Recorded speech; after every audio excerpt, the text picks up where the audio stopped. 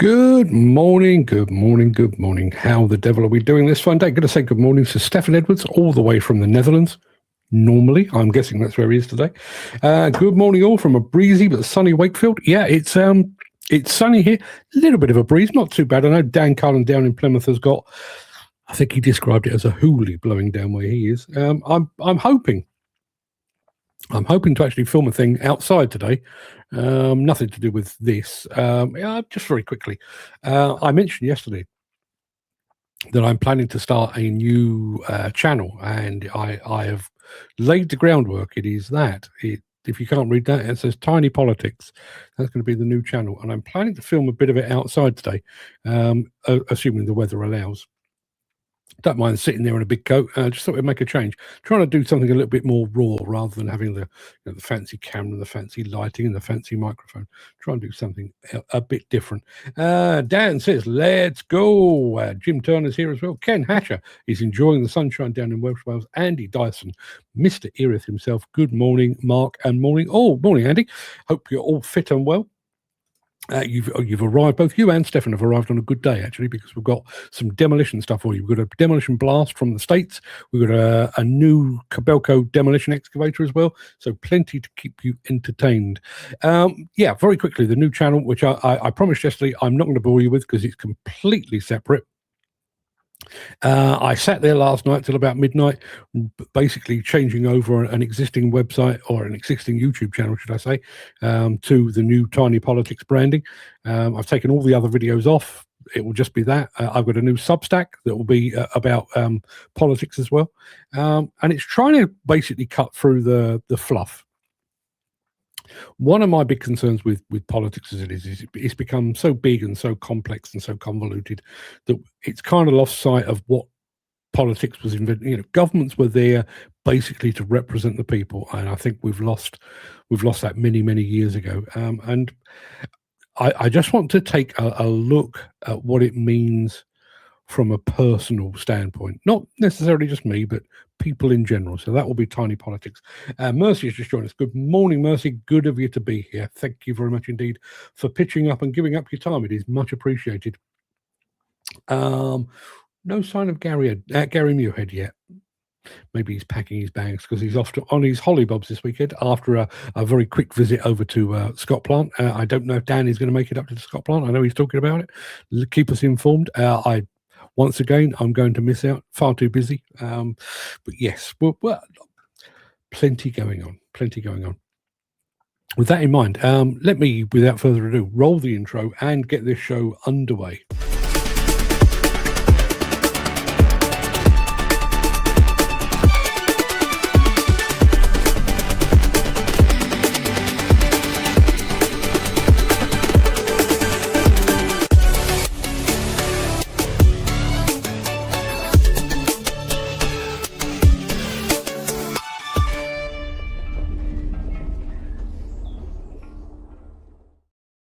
It is Wednesday, the 22nd of April. Welcome to the Breakfast Show. I am your host, Mark Anthony, the Walrus of Demolition, the Lord High Chancellor of live streaming, the authentic voice of the global demolition industry. In today's show, Clearview of an epic blast. Will make more sense when we get there. Kobelco's new demolition dynamo, Terramac, yeah, absolutely. Takes on all terrains, and Dog Walks Dog. That will make sense when we get there as well. I was thinking about writing about something completely different last night, but then a survey landed on my desk that I knew what it was about, but I hadn't really given it sufficient thought. According to this survey, 80% of workers, UK workers that were surveyed, live in fear of losing their jobs. Now, none of us want to lose our jobs. I'd find mine quite hard to lose because I'm my own boss, but nobody wants to lose. But 80% actually live in fear of losing their job. So today's morning monologue is called Fear of the Cull. Fear of the Cull. That's what we're going to be talking about at the end of the show. So if you can, please stick around for that. Somebody just pitched up in the chat. Dan just said, oh, are you naming vowels? Or was there more to that? Not sure. I'm sure we'll figure it out. So before we get to all of that, let's have a bit of Caterpillar, and then we're going off to North America for a bit of epic demolition.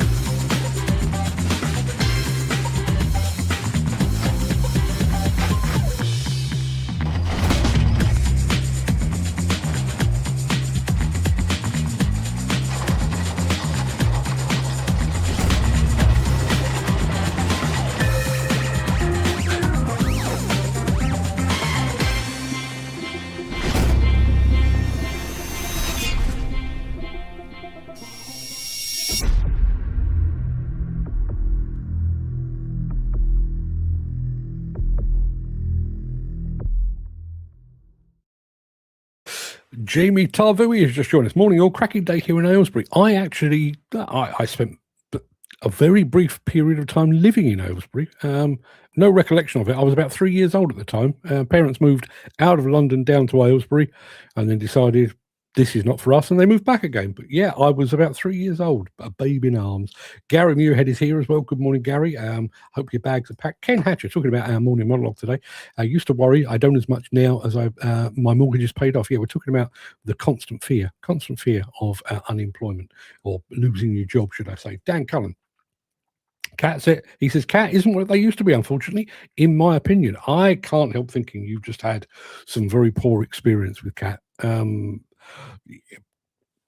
As far as I'm concerned, they are one of, if not the elite brand. But maybe, listen, if there's a few dodgy ones sneaking through, yeah. Gary says, a shirt on today. Are you up in court? No, not again. No. As I say, new planning and hoping to be able to film a bit for the new channel today. And not that I'm dressing smartly for it. I just thought, trying to ring the changes. I'm doing away with the mic and the camera and the light. I'm doing away with the fancy setup and everything else. I'm planning, hopefully, to be able to film outside. Just a iPhone, little microphone, stream of consciousness. I know a lot of this is stream of consciousness, but part of it is planned. You'd never know it, but part of it is planned. This is just going to be me sat there chatting, not live, because I want the power to edit and make it look as good as I possibly can, bearing in mind it's just a talking head. But yeah, so that's the reason for the show. Not up in court. Not yet. Jim Turner says, we need a Bill of Rights finalised by a referendum, and that can only be adjusted by a referendum. And every political party should have to put their top 20 promises set into law for the next 5 years. If any get broken, it sparks an automatic general election. That way, the British public would have confidence in the parties. I think that's a fine idea. I do think that's a fine idea. One of the things that I think we've lost, and I'm not going to go down this line because I'm going to save it for the other channel, but one of the things I think we've lost is I do think that in the past, even if you were not in full agreement with the various political parties or those that represented them, I think there was a degree of respect. I think Margaret Thatcher was a divisive character, but I think a lot of people respected her. Obviously, Winston Churchill, but people like Neil Kinnock. I never saw particularly eye to eye with Neil Kinnock, but I thought he was a great speaker, and I think his heart was in the right place. Tony Benn, much the same again. I think Tony Benn was an absolutely fantastic statesman. But they had to, you kind of felt like you'd handed responsibility for the company to grown-ups, to people that actually gave a shit, that were clever enough and smart enough and savvy enough to run the country and to run overseas negotiations like grown-ups. And you look at it now and you think that you're not even serious people now. It's become, I mean, here in the UK, we have fallen into the trap of, politicians calling each other's names, and things like Prime Minister's Question Time it's kind of descended into farce, trying to score petty points over whoever sat opposite you. America's gone worse, where you've got Donald Trump effing and jeffing on his Truth Social channel. But as I say, we used to entrust our well-being to serious, educated, intelligent, smart people. I don't believe we do that anymore. Dan says, like a lot of brands have gone downhill with this technology focus. Yeah, it's an interesting one. Andy Thornton has just joined us. Morning, Andy. And the other Andy has just joined us. Morning, everyone. And apparently Andy Darvell has run out of mornings. Yeah, he's run out of mornings. He used to arrive with a flourish and say, morning, morning, morning. He gives us just one today. Dan says, I know they're excellent brand, but since they're outsourcing to China, the brands aren't the same at all. Or worries about environmental BS, which is a waste of time. They're not outsourcing everything to China, just to be clear. They outsource a bit, but no more than anyone else, I wouldn't have thought. They're still building excavators in Japan, last I heard. Japan makes some damn fine excavators. Jim says, I'm hoping to be like Ken and be mortgage-free as soon as possible. Mick Norton says, the fear of unemployment when there's a severe skill shortage with 140,000 vacancies unfilled and nearly 1 million additional workers needed by 2032. There's no logic. No, there is. No, there is no logic. But when you think about all the barriers to entry, and I don't think... This goes back to my idea of tiny politics. I think the tiny industry, I think too many companies, too many individual sites are blinkered onto their own needs. We need 3 warm bodies to operate these machines, get them in. We don't care where they are. That one doesn't fit. Sod him off, get another one in. They're not looking at the bigger picture of the need to actually attract workers that are decent, to look after them, pay them well, to make sure they stick around, to mold them, to educate them, to train them, to mentor them, and to basically engender some kind of loyalty and a raising of standards. But we don't do that. These politicians are only in it to line their pockets, not the interest in the country's people. No, I wouldn't argue with that at all. That's better. Andy Darvell has seen the error of his ways and he's come back. Morning. Very busy this morning. Not a problem at all. Andy Thornton says, I think PMQ and politics in the Commons has always had a level of theatre, but what we've lost is the gravitas that statesmen used to have. Gravitas is a real... I don't mean that they were aloof, but they and I'm not even sure it's about deference as such. I've met and spoken to a bunch of MPs over the years, and they're just folks. They're just people. They're nothing particularly special. They may have a particular ambition or a particular passion, whatever it might be, but they're just people. But when you look back at some of the people that have represented us in the past, and my mind does immediately go to the likes of Churchill and Thatcher. It was like they were the smartest people in the room. As I say, you might not necessarily agree with them, but it was like, well, we've handed responsibility for the country's well-being off to this person, but they are clearly way, way smarter than us. They have a certain air about them. We wouldn't mind sending them on a plane to go and meet with Roosevelt or Reagan or somebody like that. We know they will hold their own. We know they are big enough and man enough for the job. Even Margaret Thatcher was man enough for the job. We know they're good for that. And then we get the lily-livered people of today. Starmer's bad, Liz Truss was worse, Rishi Sunak was a wet weekend, Theresa May wouldn't say boo to a goose. Wow, that's a word I've not heard in years. If you're talking about the word being gravitas, yeah, unfortunately, it's kind of gone out of fashion, isn't it? Mick Norton says, when trade associations seemingly shift their focus heavily toward political orientation, many might say they risk undermining their primary mission of supporting member growth and industry standards. Some might say that. And I might agree. In fact, there's no might about it. I would agree. I absolutely would agree. But listen, trade associations, really, when you're starting meetings with a toast to the king, it's not 1946, people. We've moved on.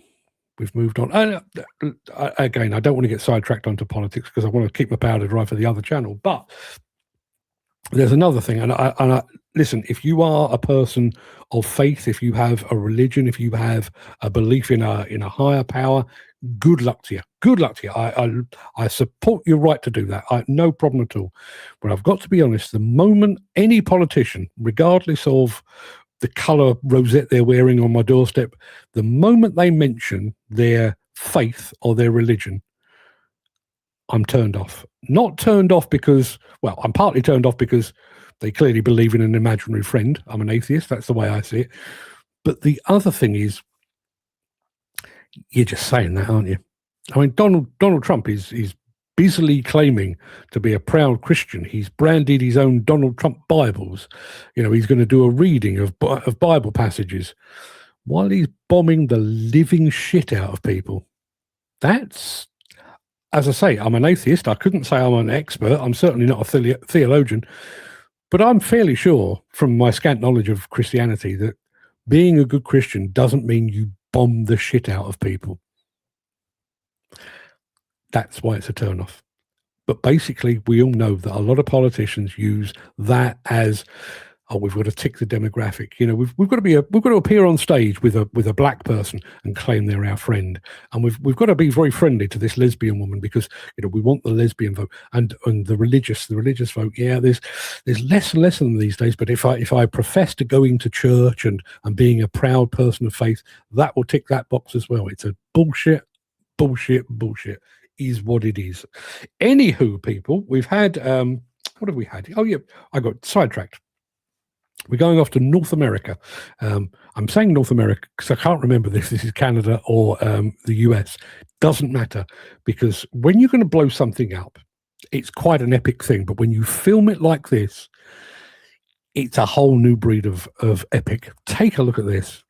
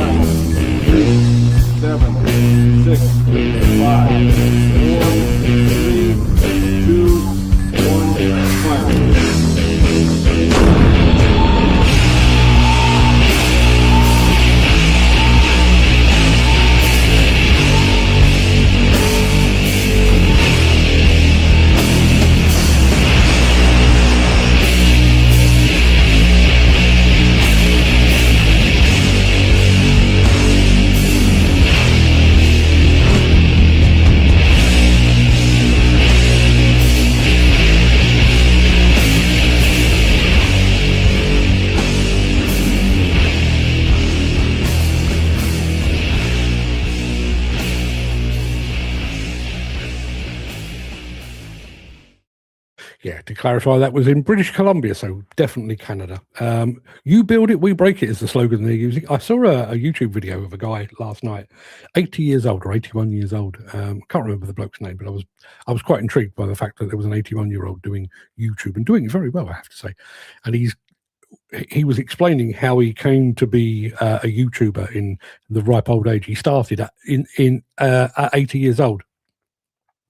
And he said, I've got a slogan, and my slogan is, if you ain't dead, you ain't done. It's a philosophy to live by, isn't it? If you ain't dead, you ain't done. What have we got? Dan says, oh man, that is so cool. What a tune. Yeah, the tune made it. And Mark Whiting, Mark, we've been treading water without you, but now you're here. Now you're here, we can start things properly. And we're going to start it with a smidgen of this. If you are enjoying this episode, please consider supporting the show. You can leave us a tip at buymeacoffee.com/demolition news.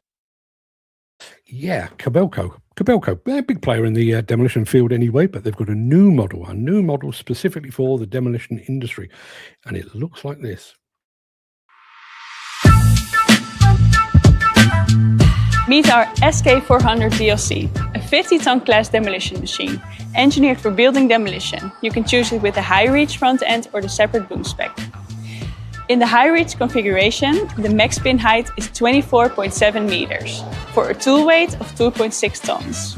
The separate boom configuration, ideal for demolition of building foundations, has a tool capacity of 4 tons for a 13.6 meter tip height.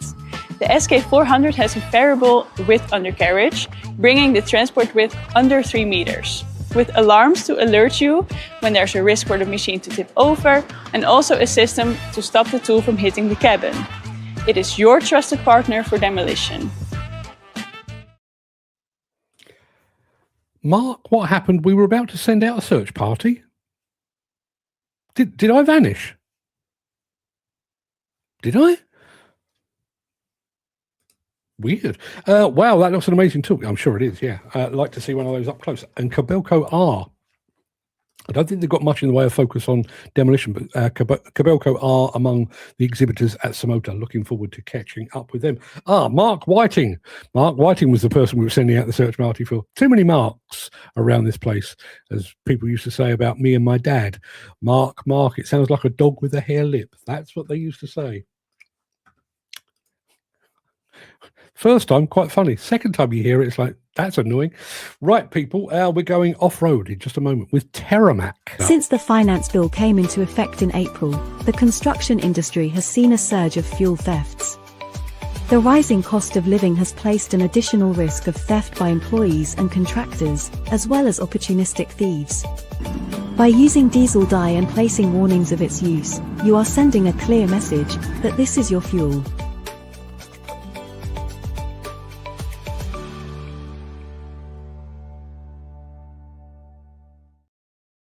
Yeah, I think most of us like a crawler carrier here on the show. I don't think we've ever actually featured this lot before. This is Terramac.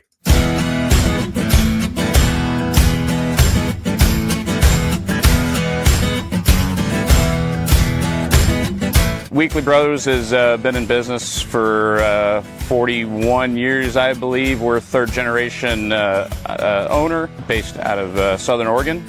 And we do heavy civil and mechanical construction, bridges, roads, dams, quarries, anything heavy civil mechanical related. And we're here doing a pipeline replacement project. So this project is a flow line replacement. It was a project that was built in the 50s, and it's long since reached its service life. This is a kind of a difficult access, kind of a one-way in, one-way out, with minimal turnarounds, narrow, very rocky ground, but the access is extremely difficult. So yeah, early on during the kind of the considerations of the project, we found the Terramac trucks, and they were just seemed like the kind of the ticket for what we needed to do. Got to talking to the modern machinery rentals guy we deal with and started getting the specs for it and decided, yeah, the capabilities that the Terramac offers was going to be really handy for what we needed to do, with the ability to come in direct to where the point of dumping was or the point of loading. So they really provide nice access capabilities over any other competitor or brand of off-road vehicle. The conventional articulated trucks, there's no room to turn those around. So the Terramacs are a really nice option for that kind of extreme limited access.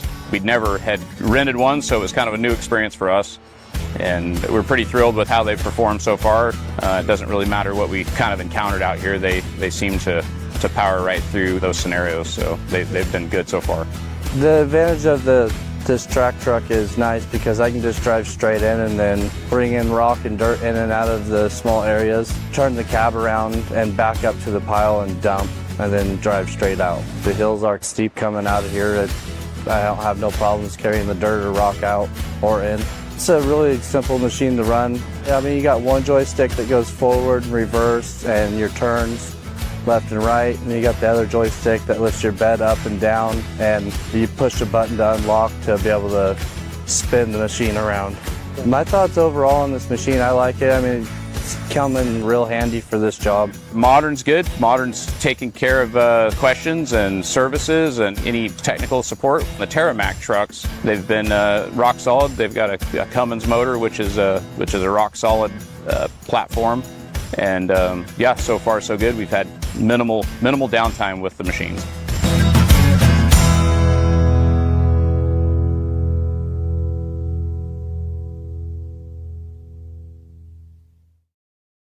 Don't know if you were picking that up. Obviously I'm watching it on a much bigger screen than most of you guys. That place was absolutely alive with bugs, big bugs flying across the screen. Dan says this looks cool, but why do they have low size in comparison to other trucks on wheels? I'm guessing it's a stability thing. You don't have a lot of give on tracked undercarriages, do you? So I'm guessing it's basically keeping the center of gravity a bit lower. He's also asked if Terramac are in the UK. I don't know. Let's have a look.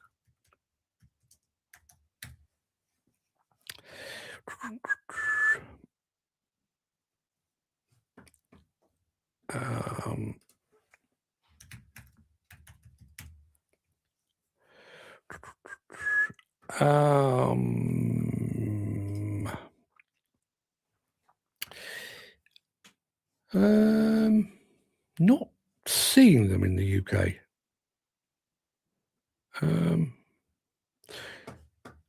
No, dealer network seems to be entirely across America and not much else. So yes, I've just shown you a machine. Even if you wanted one, you probably couldn't get one. Are they in the UK? No. Very good video though, apart from the bugs. Dumper driver sounds a bit trippy. He did a bit, didn't he? Yeah. Always a worry in the States. But if you think trippy, stick around. What I'm about to show you might just blow your tiny mind. Back after this.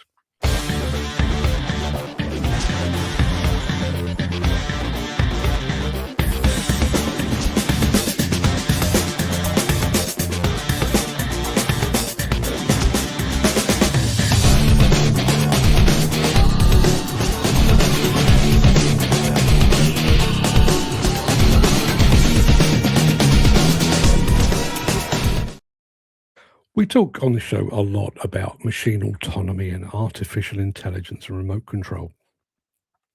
In an ideal world, and I realize we do not live in an ideal world, but in an ideal world, going forward, we would split jobs into keeping creative, intelligence requiring jobs for the people and menial tasks, repetitive, labor intensive, potentially dangerous. We keep those jobs for the AI and for the autonomous. Bear that in mind and then watch this.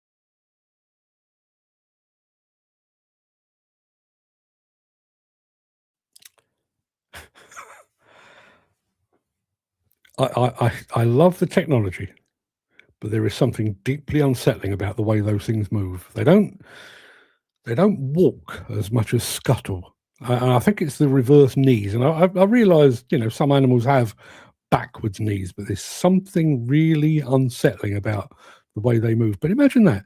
Imagine you get up, go to work in the morning, and you spot the dog, sort out the underwear and the mouse traps, and take the dog for a walk, and generally tidy up about the place, and you come back and it's done all the work. Yeah. Dan says that's a lazy man's tool, or a lazy man and wife. Yeah, but possibly. Saw one in Selfridges in London, amongst others. Yeah. That Boston Dynamics robot dog has been at a lot of exhibitions. I've seen it at ConExpo and Bauma and at Intermat as well. And, despite the fact that I find it unnerving and unsettling, and I'm sure I've said this before, one of the questions that people were being asked was, can it be knocked off course, if it loses its way or anything like that? And the guy that was demonstrating it kicked it. It was walking and he kicked it, and it didn't fall over. It just sort of readjusted itself and put itself back. And I felt really uncomfortable with the fact that he kicked a robot dog. Don't be kicking a dog. I don't care if it is made of steel. Don't be kicking a dog. There's a time and a place, my friend. Don't be doing that. Right, people, that pretty much wraps up the main part of this morning's show. I'm going to roll the outro in just a second before leaping gazelle-like over into my morning monologue. If you can't stick around for that, please stay safe. Look after yourself, your family, your friends, and your colleagues. I hope to see you again very soon. I'll be back tomorrow at 10 a.m. But if you do have the time and the inclination, I'll be back after my morning monologue intro. But Dan has just said this. They have what they call companion robots. What is the world coming to? Companions as robots instead of talking to people. I see now. I'm sat on the fence with that. I'm sat on the fence, I've what was that? What was that film called? Was it She, where the guy basically fell in love with Siri? Obviously, you've got that extreme, but imagine if you are a disabled person or a blind person. See. This has just come completely out of the left field of my brain. I remember talking to my wife. If you're blind and you get yourself a guide dog, in all likelihood, you will outlive your guide dog. I've got a lovely old boxer dog here. She's 14 years old. I'll be honest, we're on borrowed time. There are some mornings I get up and she's asleep, and I think, did she go? Oh, no, she's still with us. Imagine that if you are a blind person and you're reliant upon a guide dog, you've basically, if you're really lucky, you've probably got that guide dog for 15 years. Over the course of your life, you may have 4 or 5 guide dogs to get you about the place. Now, imagine if that was a guide robot dog, which would learn your environment way better than a dog would. A canine dog, it would, it could scan its environment. So, for example, if it was taking you to the bus stop and there was roadworks or they were digging up the road, it could navigate around that. I think that's robot companions. I realise there's a spookiness about them, but I do think there is something to be said for it. Possibly, yes, in that instance, yes, I see that side of it. Says Dan, good. Dan, you and I are back in agreement. Let's do the morning monologue, shall we? And hope that we're still in agreement when I've done this.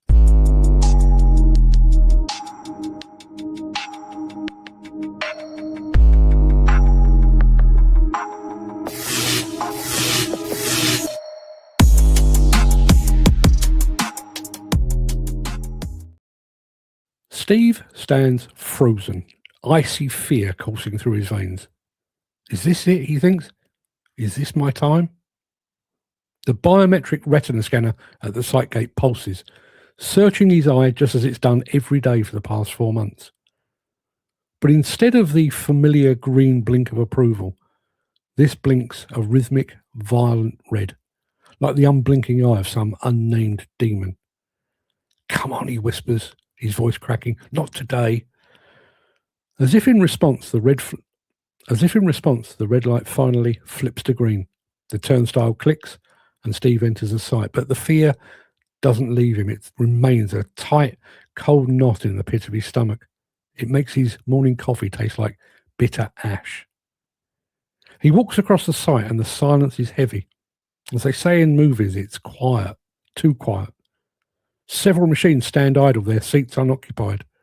The crusher is silent, which is why he hears the approach of the drone so clearly. It starts as a high-pitched whine like a mosquito, but it's definitely gaining ground. Steve looks up, but the white drone is invisible against the bleached, bone-white morning sky. He expects the sound to diminish as the drone continues its circular flyover of the perimeter of the site. But the sound suddenly sharpens, closer. He looks up once again, and there it is, directly above his head, hovering maybe 50 feet up. It isn't scanning the site or monitoring the equipment fleet. The eye of the drone is trained directly upon him. As he moves towards his machine, it follows, stalking him. He climbs into the cab of his excavator, and the drone finally drifts away, continuing its cold patrol. Steve shifts uneasily, his palms slick with sweat inside his safety gloves. He engages the launch control on the dash, and just like the retina scanner, there's an uncomfortable pause. It feels as if the in-cab monitor is in fact monitoring him, judging him. He checks his watch. He's on time. In fact, he's early. It can't be that. His concentration is suddenly shattered by a long, piercing bleep as his machine surges belatedly into life. For the next 2 hours, he works with a desperate ferocity, pushing harder than usual just in case the drone returns. The screen in his cab confirms he's ahead of production targets, and the status symbols are all lit a reassuring green. Just as he begins to relax, he spots his site supervisor pacing across the site. Heading directly for him. Steve brings the machine to a dead stop, taking care to ground the bucket exactly as he was shown all those years ago. He opens the door, already bracing for the impact. Steve, the dealer's fitter is due here in about an hour. Is there anything he needs to take care of?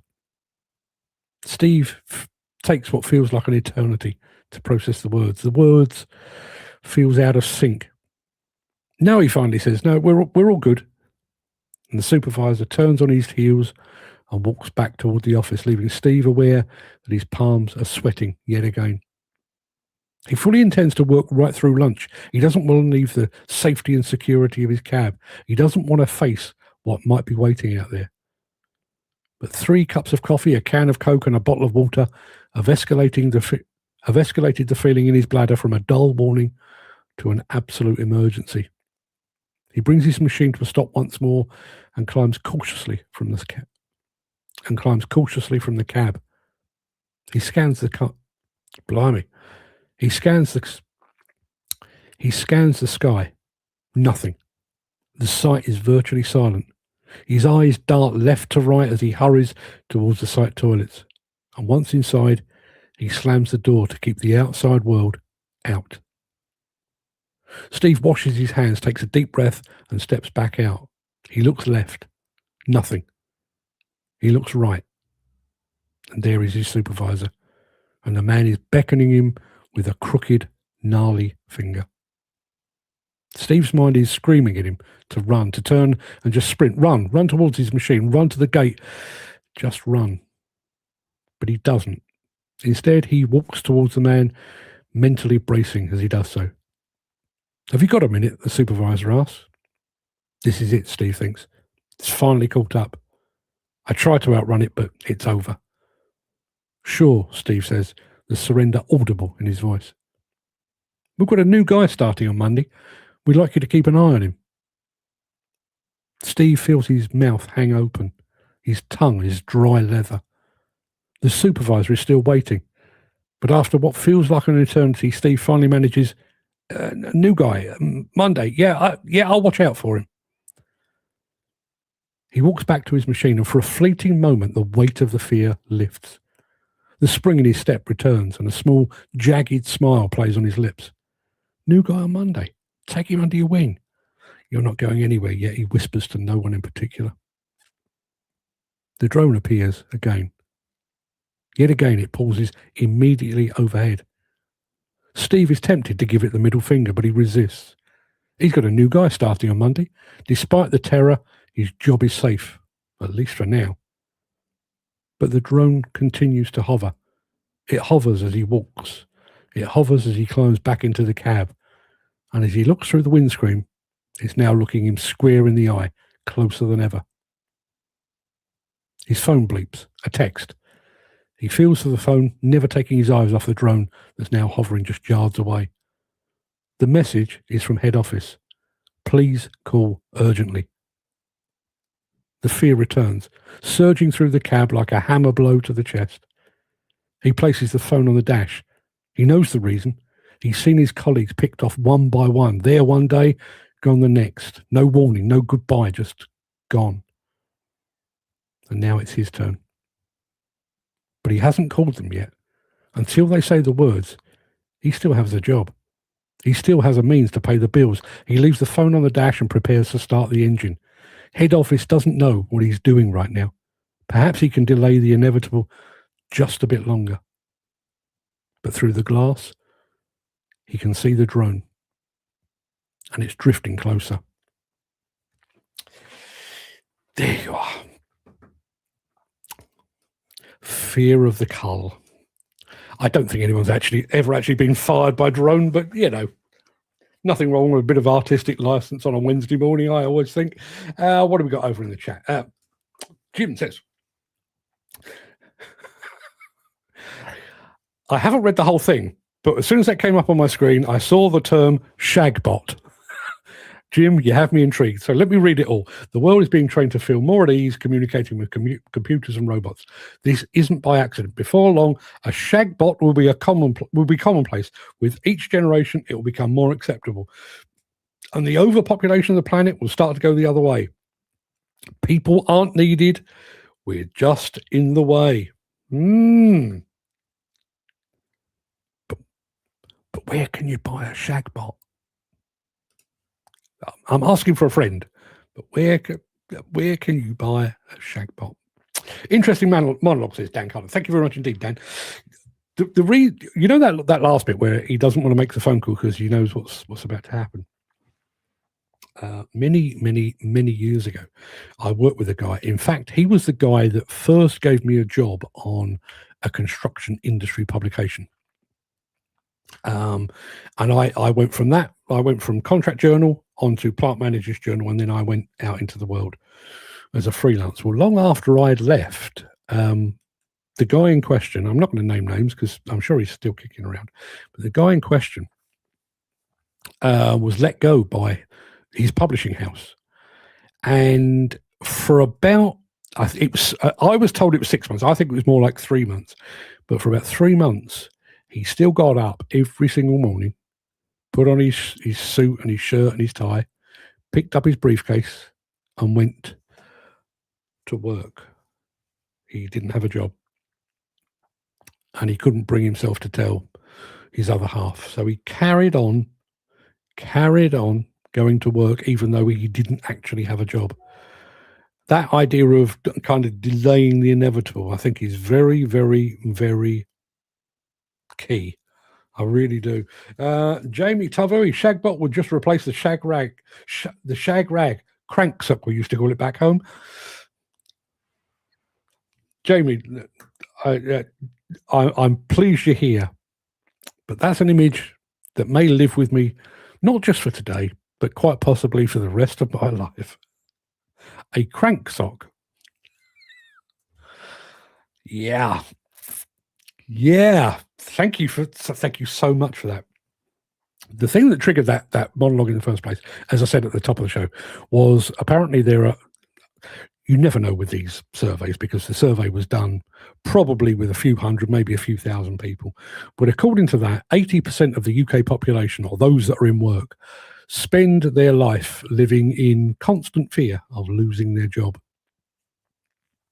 I think there's two reasons for that. I mean, obviously there is the fear of unemployment. How will you pay the bills? How will you put food on the table? Blah, blah, blah, blah. I think we're all aware of that. But I also wonder if that's also made worse by the current cost of living crisis, by the fact that I think those of you that are self-employed, and I know that's quite a few of you guys out in the digger world, you might have a few quid sat in the bank, and because of the nature of your job, you try to squirrel away a little bit.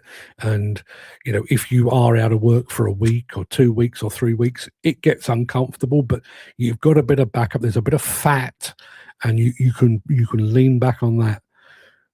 That fat has been eroded by the cost of living, and I wonder, whereas some guys, particularly, more specialised, not just an excavator jockey, but somebody in a more specialised bit of a kit, maybe a dozer, for example, maybe a grader. Maybe where you used to think, well, if I'm out of work for 3 or 4 weeks, not the end of the world. Maybe I'll do a bit decorating while I'm searching. Maybe I'll take the wife out for lunch or whatever it might be. I wonder if that month is still a month. It's probably more like a fortnight or a week or a few days. And I wonder what the greater impact is of that, of the cost of living crisis. Because, listen, we all feel it. We unquestionably all feel it. I had a really bizarre conversation with my wife. She came home. She's a receptionist for a swimming school, and she came home and they'd been talking about fuel prices, about how much the cost of diesel has gone up. Well, she doesn't really put a lot of diesel in her car. She usually waits until it's running on vapors and then leaves me to do it. But she occasionally puts 20 quid's worth of diesel in it. And she said to the people there, I realise it's gone up, but, I only ever put 20 quid up. It doesn't really cost me anymore. It does, because you're getting less miles for your 20 quid. That's the absolute truth of it. Yeah. After I was laid off for a couple of months ago, my missus said she'd never seen me so happy. I don't believe that. I mean, I know you are a man who will always find work for his idle hands to do. I know that is the case, but you seem to be the kind of guy that kind of lives and breathes it. I wonder when this will happen. They'll have drones watching. Listen, are you telling me that they're not doing that already? I mean, when we started, me and Fred started, what do we call it? Demovision. We started a company called Demovision because we were real early adopters. We got a big fucking albatross of a drone, really early doors, paid a fortune for it. And we flew it over a couple of demolition sites and people seemed to like it. Not just for our purposes, the artsy fartsy video stuff, but they were looking for, could you use that for like progress shots and analysis of bits that we can't get to? Yeah, can you? And we did some of that. And as I said, we started a company. But the cost of drones gradually came down and down and down, became far more accessible to the point where I know some really good footage that came out of SafeDem during some of their top-down way and some of their explosives. It's just one of their digger drivers. I think he got a drone for Christmas, and he's taught himself how to fly it. So, but drones are now part and parcel of the job. And one of the jobs that they do, I'm preaching to the choir here, but one of the jobs they do, you can set a drone to say, fly up here, do a complete circuit, filming stockpiles, filming progress on building construction, building demolition, and so on down the line. And then beam that back to head office, site office, regional office, whatever it might be. Do you really, really, really think that drone isn't? Well, I'm not spying on you as such, but you were in my line of sight, and I did record you while you were going up. Are you really thinking that? Stefan Edwards says, our legislation can be a nightmare for employers, but in the Netherlands, you don't need to worry about suddenly losing your job. I was in partnership with a Dutch company many, many, many years ago. They were a digital printer based out of Eindhoven. Won't bore you with the details, but yeah, we had a partnership with them. And they had a girl who started work with them, and she was wrong for the job from day one. To this day, it wasn't our decision. They employed her, and they needed another person. They employed her, but from day one, literally the day I met her, it was like, how did she get through the interview? Because she was, surly and unreliable, and a real problem employee. she clearly got wind of the fact that we had all realised she wasn't up to the job. She took a year off sick. Just stress, bad back, aching earlobes. Took a year off, and they had to pay her. That was Dutch law. I don't know whether Dutch law still allows that kind of thing, but that was certainly the case 15 odd years ago, maybe a bit more than that. Dan says, I'm on 15 days, and I'm wondering at the moment where my next seat is. Yeah. And when you look at the nature of the industry, I was talking to Mick Norton about this earlier on. We've got this strange, well, it was part of the chat. We've got this strange kind of disconnect in the industry at the moment. We've got a massive skill shortage. We're shy 140, 150,000 people. And yet there's a lot of people out there that are out of work. Now, if you're a dozer driver, maybe you don't jump easily onto an excavator. If you're a site supervisor, maybe you don't want to drive a broom. And you're always going to get a bit of that. There's also the regionality of it. If you're in London at the moment and you're out of work, you're probably not looking hard enough because there's plenty going on here. I would say the same in Birmingham, probably Manchester's the same. Maybe if you're up in the northeast, maybe if you're way down in the southwest, maybe things are a little bit harder. But there is this weird disconnect. The problem you've got is what happens when all of the regions go down at the same time, much as they did in 2008, 2009. And you're where Dan is wondering where his next seat is going to be. The chances are Dan will finish up in Plymouth. He'll come back, do a day or two in Watford, and then he'll be off somewhere else. That's the way it normally works. But what if it doesn't? What if it doesn't? And that there must be. Again, I've always stressed my personal feelings about this, pushing people into self-employment. You are constantly at risk of being laid off. Isn't even the word, because you're not laid off. You're just told, we don't need you anymore. Bugger off.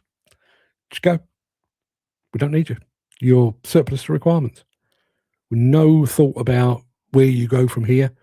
And if that happens to happen on a Thursday, maybe, you're probably not working Thursday. Mad panic on Friday, but then nobody's going to be answering the phones on Saturday or Sunday. So you might not have found anything come Monday or possibly Tuesday. And that's a week's work that's gone out the window, a week's money that's gone out the window. Jim says, I work nearly every day and evening of the year. It's just life to me. Yeah, me too. Jamie says, I'm home next Thursday, then start my search for a job that lets me be a dad as well. Whether that remains in the industry, we shall see.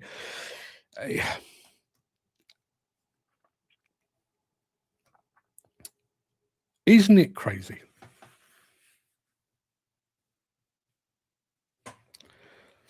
Isn't it crazy that we live in this supposedly enlightened world? We talk about women in construction and greater gender diversity and racial diversity and so on. We still have an industry where you're penalised for being a parent.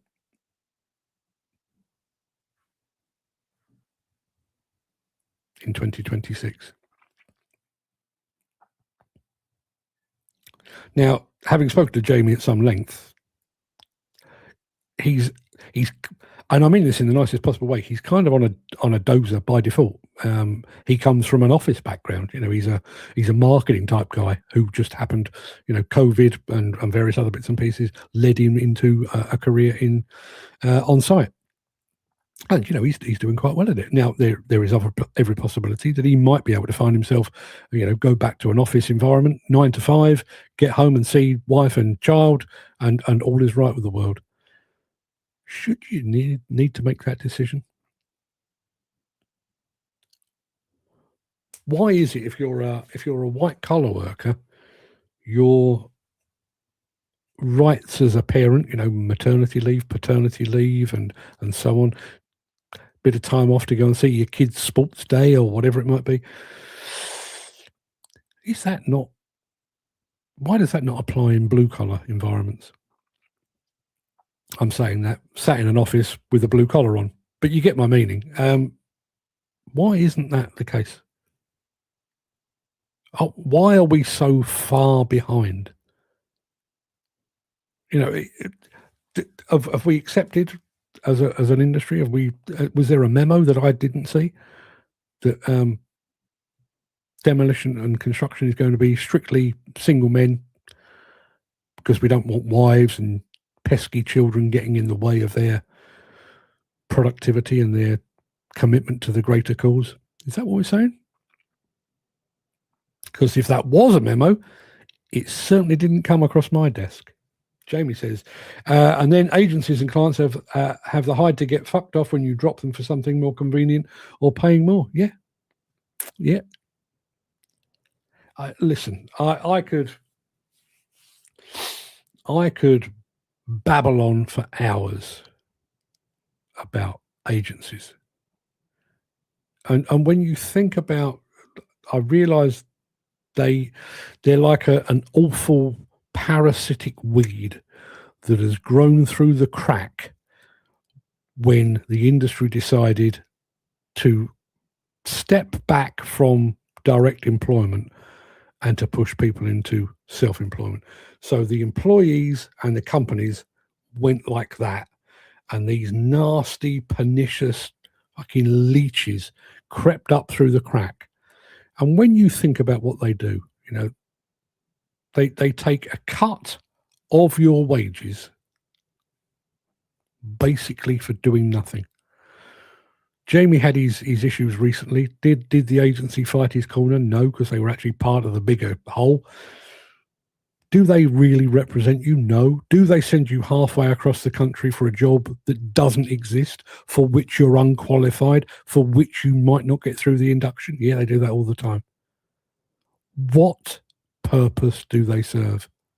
Well, I'll answer my own question. The purpose they serve is to make money, but they're making money by leeching off of honest, hard-working people.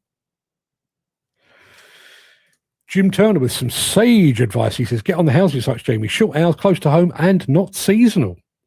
Sound advice indeed. Sound advice indeed.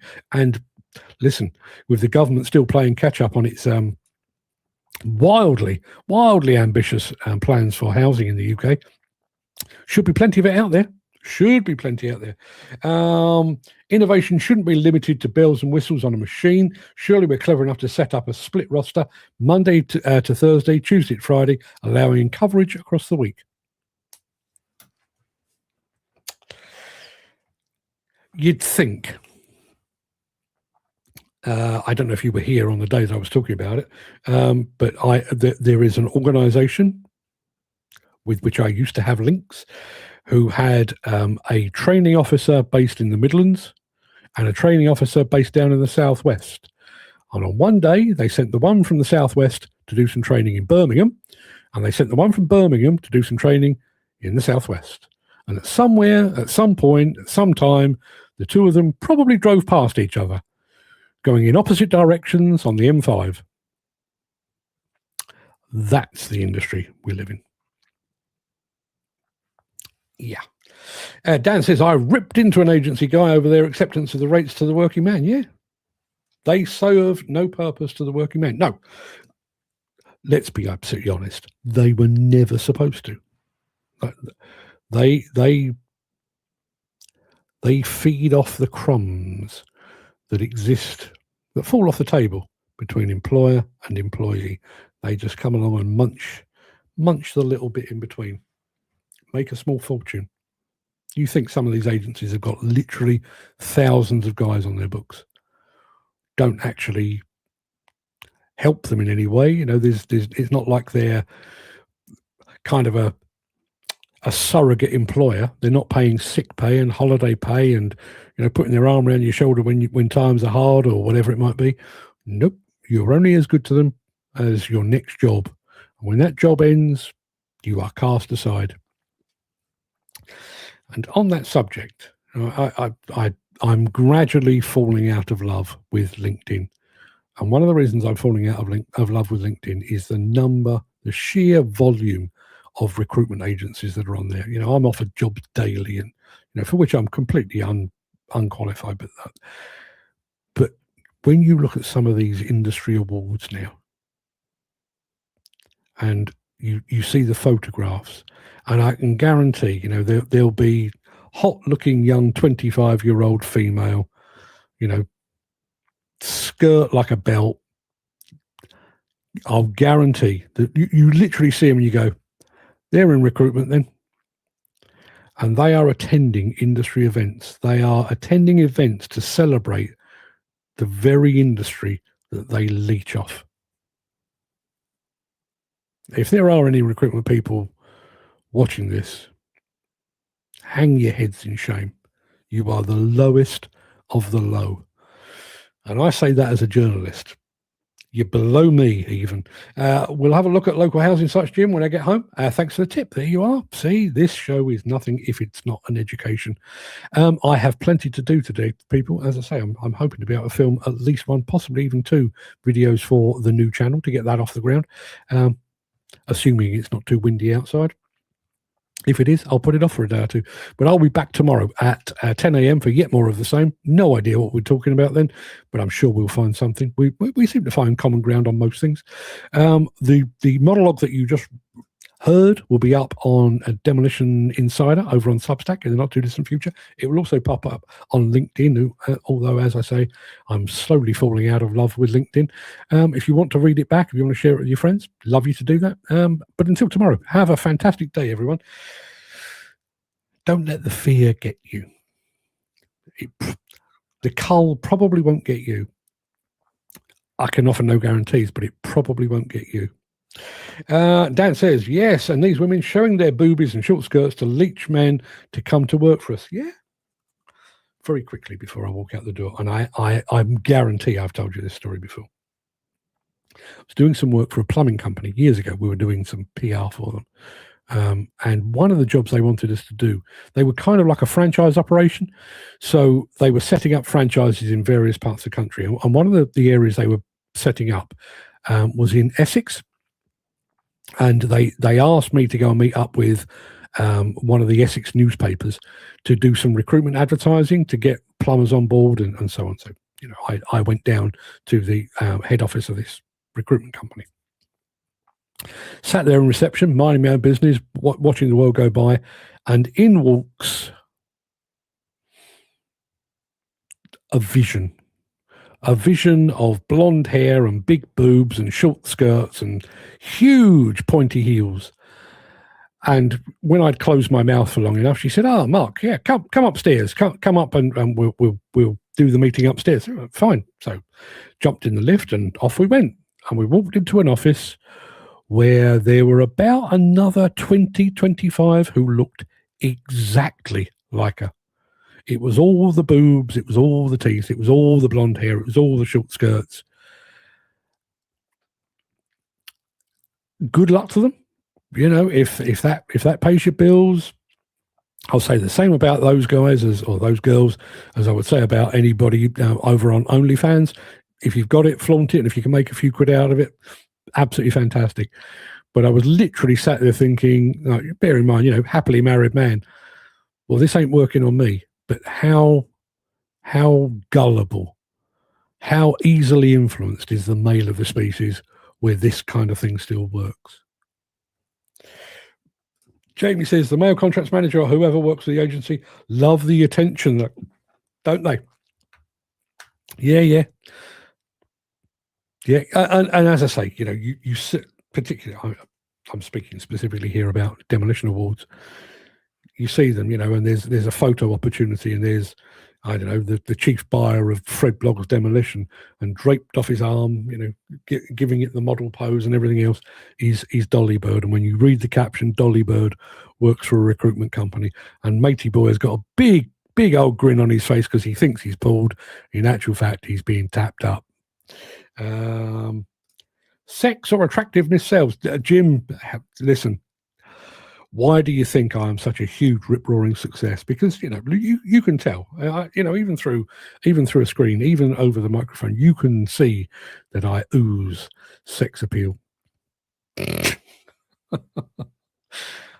On that note, everybody, have a good day. And try and get the image of me oozing sex appeal out of your head. Try even harder to get Jamie's crank sock out of your head. Good luck with that. See you tomorrow.